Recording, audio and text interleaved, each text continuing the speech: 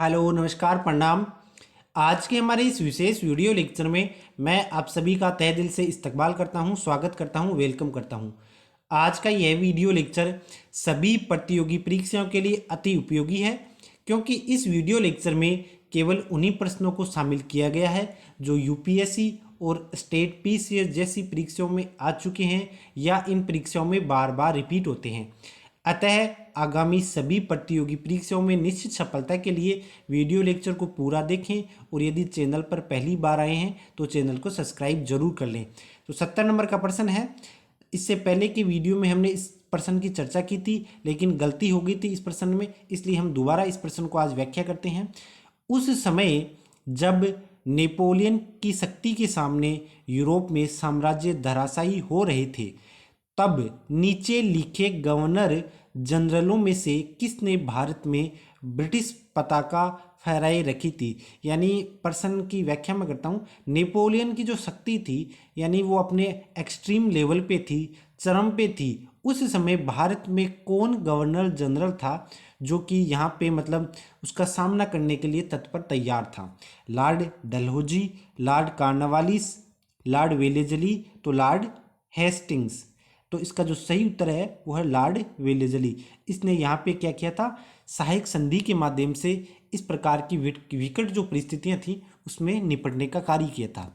अब बात करता हूं मैं। 71 नंबर का क्वेश्चन है, सुगाली की संधि कब हुई थी? 1800 ईस्वी में, 1803 ईस्वी में, 1805 ईस्वी में, 1815 ईस्वी में। तो इसका जो सही उत्तर है वो हो जाएगा आपका 1815 ईस्वी में। ठीक है। उसके बाद में 72 नंबर का प्रश्न है, ठगों के दमन में निम्नलिखित में से कौन संबंधित था?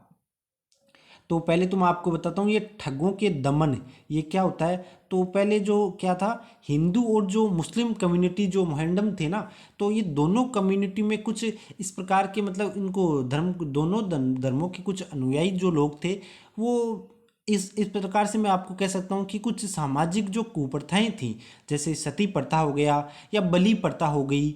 ठीक है। जैसे मतलब उनमें बिलीव करते थे और लोगों को अपने झांसे में लेके लेते थे, और ताकि मतलब वो लोग भी उनसे पीड़ादाय थे। तो इस प्रकार की ये ठग जो लोग थे, तो इनका दमन करने के लिए एक जो लॉर्ड विलियम बेंटिंग थे, इन्होंने एक अधिकारी की, या मैं यूँ कहूँ कि एक ब्रिटिश रेजिमेंट जो रेजिडेंट था उसकी नियुक्ति की थी। ठीक है। तो वो कौन था? General Henry Ford, captain Sleeman, Alexander, captain Robert. तो इसका जो सही उत्तर है, ठगों के दमन के लिए कैप्टन विलियम बेंटिंग, हाँ बेंटिंग है, कैप्टन सलीमेन की इन्होंने नियुक्ति की थी। आगे हम बात करते हैं। 73 नंबर का हमारा प्रश्न है, सती प्रथा पर पाबंदी किसने लगाई? वॉरेन हेस्टिंग ने, लॉर्ड कर्जन ने, लॉर्ड विलियम बेंटिंग ने, लॉर्ड कैनिंग ने। तो इसका जो सही उत्तर है वो हो जाएगा सती प्रथा पर लॉर्ड विलियम बेंटिंग ने 1800 लगभग 29 में इस पर प्रतिबंध लगाया था। ठीक है। आगे 74 नंबर का हमारा प्रश्न है। आपकी जानकारी के लिए मैं आपको बता दूं, मैंने इस वीडियो लेक्चर को डिजाइन कुछ इस प्रकार से किया है कि इसमें आपकी सभी जो प्रतियोगी परीक्षाएं हैं उनसे आपको फायदा हो सके, आपकी प्रतियोगी परीक्षाओं में आपको मजबूती मिले, आपकी तैयारी को बूस्ट डोज मिले, इस प्रकार से तैयार किया है। इसमें मेरा प्रयास ये है कि जो यूपीएससी होते हैं या यूपीपीसी हो गया, आपके यूपीपीसीएस हो गया, इसमें जो अच्छे लेवल के जो क्वेश्चन आते हैं मैंने उनका यहाँ पे समावेश किया है। इसलिए 74 नंबर का प्रश्न है, भारत में सती प्रथा पर प्रतिबंध किस वर्ष लगाया गया था? 1825, 24, 30, 1829 में। तो इसका सही उत्तर हो जाएगा 1829 में। फिर 75 नंबर का हमारा प्रश्न है, लॉर्ड डलहौजी द्वारा अवध का अंग्रेजी राज्य में विलय निम्न में से किस रीति से हुआ? अपहरण की नीति से, युद्ध द्वारा, सहायक संधि के द्वारा, कुप्रशासन के द्वारा। तो किसने किया है? लॉर्ड डलहौजी ने किया है। तो ये जो है कुप्रशासन के नाम से इन्होंने किया था।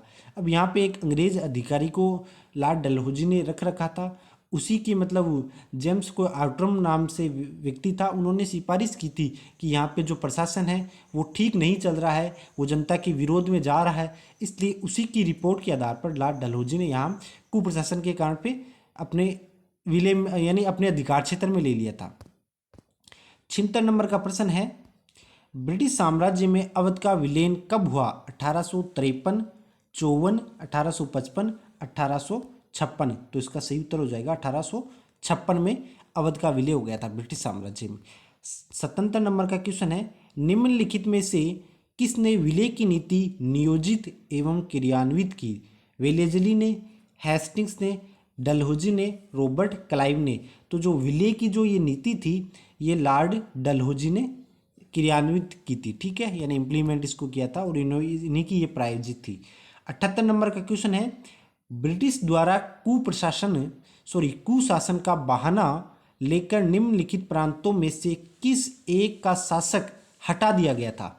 अवध, झांसी, कानपुर, सतारा। तो इसका जो सही उत्तर है, अवध का जो शासक था ना, इसको यहाँ से हटा दिया गया था।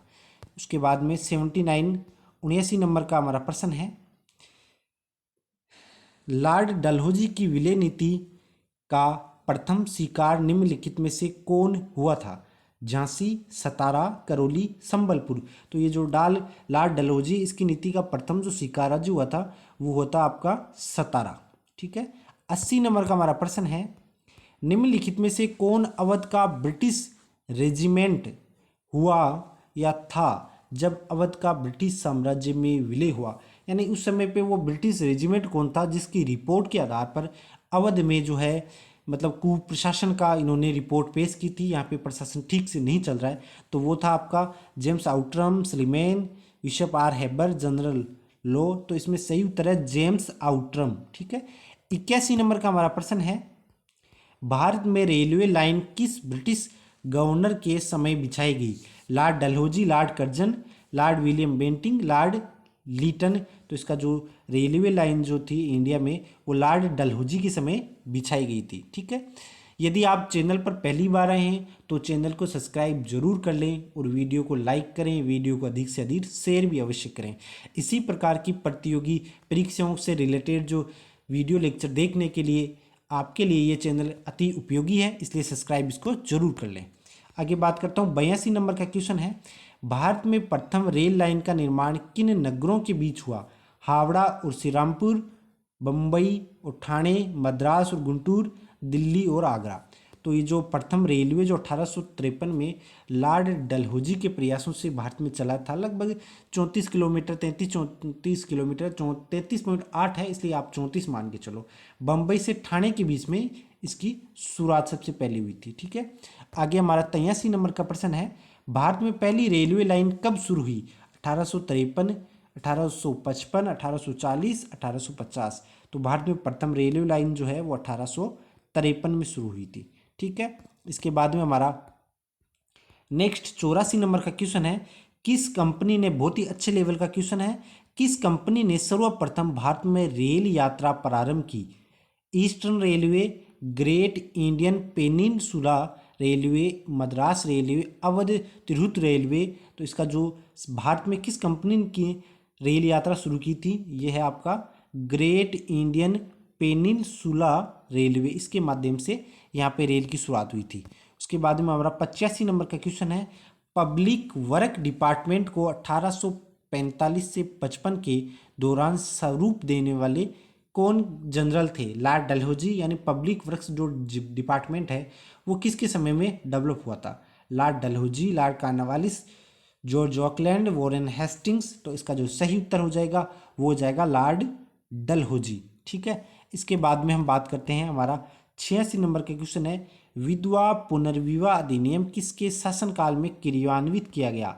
Lord Dalhousie, Lord Canning, sir Henry hoardings, Lord Lawrence. तो इसका जो सही उत्तर हो जाएगा वो हो जाएगा लॉर्ड कैनिंग। इसके बाद में 87 नंबर का क्वेश्चन है, 1 नवंबर, सॉरी हाँ मैंने यहाँ पे इसको टिक नहीं किया, लॉर्ड कैनिंग हो जाएगा। इसके बाद में हमारा 87 नंबर का क्वेश्चन है, 1 नवंबर 1858 को महारानी विक्टोरिया का घोषणा पत्र इलाहाबाद में पढ़कर किसने सुनाया था? Lord William Bentinck, Lord Canning, Lord Cornwallis, sir Harcourt Butler. तो इसका जो सही उत्तर है वो हो जाएगा लॉर्ड कैनिंग ने इस घोषणा पत्र को इलाहाबाद में पढ़कर सुनाया था, ठीक है। 88 नंबर का क्वेश्चन है, निम्न में से कौन एक भारत का प्रथम वायसराय था? भारत का प्रथम? Lord Clive, Lord Cornwallis, Lord Canning, Lord Ripon. तो इसका जो सही उत्तर है वो हो जाएगा आपका लॉर्ड केनिंग। ठीक है। 79 नंबर का क्वेश्चन है, सॉरी 89 नंबर का क्वेश्चन है, 1858 का महारानी विक्टोरिया के घोषणा पत्र लॉर्ड केनिंग ने कहाँ पर पढ़ा? जो महारानी का जो घोषणा पत्र था विक्टोरिया का, ये लॉर्ड केनिंग ने पढ़ा था। तो ये कहाँ पे पढ़ा था? तो इसका जो इलाहाबाद, कोलकाता, मुंबई, मद्रास, तो ये इलाहाबाद में इसको पढ़ा गया था। ठीक है। आगे मैं बात करता हूँ। 90 नंबर का क्वेश्चन है, अपने पुत्र के स्थान पर दूसरे उत्तराधिकारी को गोद लेने के लिए अधिकार को पुनः स्थापित किया गया था। 1858 के भारत सरकार के अधिनियम में लॉर्ड केनिंग के द्वारा 1860 में सनद के जारी किए जाने से 1858 की साम्राज्ञी की घोषणा के, तो ये जो साम्राज्ञी यानी विक्टोरिया की घोषणा थी ना, उसी के बाद में इसको इम्प्लीमेंट किया गया था। ठीक है, ये इसका सही उत्तर हो जाएगा डी। फिर 91 नंबर का क्वेश्चन है, निम्नलिखित में से किस गवर्नर जनरल ने भारत में दास प्रथा को समाप्त किया? Lord Cornwallis, Lord Ellenborough, Lord William Bentinck, Lord Dufferin. तो इसका जो सही उत्तर है वो लॉर्ड एलनबरो के द्वारा इसको समाप्त किया गया था, दास प्रथा को। ठीक है। 52 नंबर का क्वेश्चन है, स्थायी बंदोबस्त किसके शासनकाल में प्रारंभ किया गया था?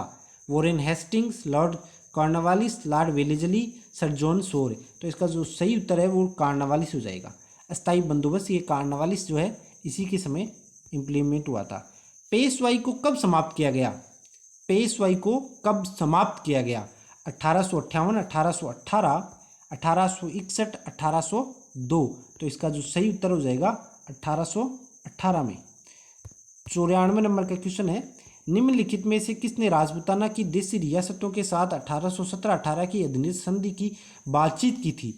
David Beckham, Charles Metcalfe, Arthur Wellesley, John George.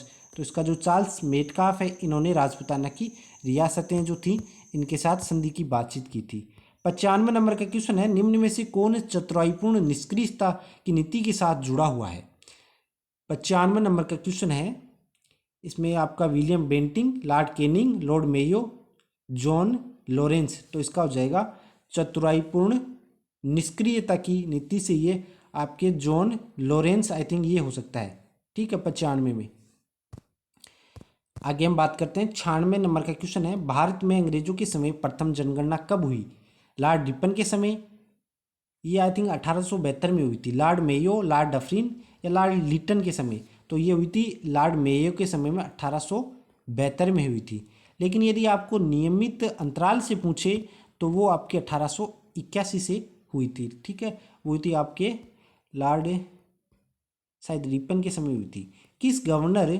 किस वायसराय की हत्या अंडमान निकोबार द्वीप समूह में एक दंडित अपराधी द्वारा कर दी गई? Lord Curzon, Lord Ripon, Lord Mayo, Lord Minto. तो इसका जो सही उत्तर हो जाएगा वो हो जाएगा लॉर्ड मेयो। फिर हमारा 98 नंबर का प्रश्न है, कौन भारत का वायसराय सबसे दीर्घ काल तक, ये यहाँ पे तय है, ठीक है, दीर्घ काल तक रहा? तो इसमें हो जाएगा लॉर्ड कर्जन डफरीन या Lord Curzon Dufferin, Hardinge, Lord Mayo. तो इस क्वेश्चन के अकॉर्डिंग इसका हो जाएगा लॉर्ड कर्जन। ठीक है। 99 नंबर का क्वेश्चन है, भारत में स्थानीय स्वायत्त शासन को किसने प्रोत्साहित किया? Lord Mayo, Lytton, Canning, Ripon. तो इसका हो जाएगा आपका लॉर्ड रिपन। इसके बाद में 100 नंबर का क्वेश्चन है, इल्बर्ट बिल विवाद किससे संबंधित था?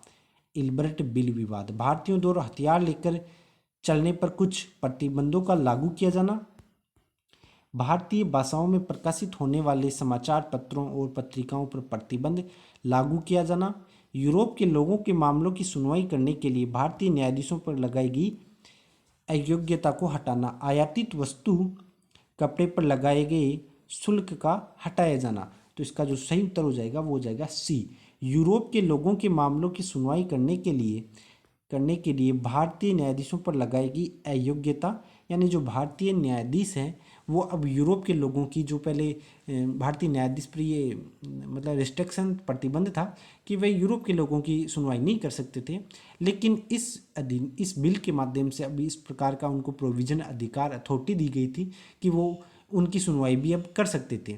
तो इस प्रकार का ये इसमें सी हमारा सही हो जाएगा। इसी प्रकार के इंफॉर्मेटिव वीडियो लेक्चर और आपकी तैयारी को बूस्ट मजबूती देने वाले वीडियो लेक्चर देखने के लिए चैनल को सब्सक्राइब जरूर कर लें। धन्यवाद।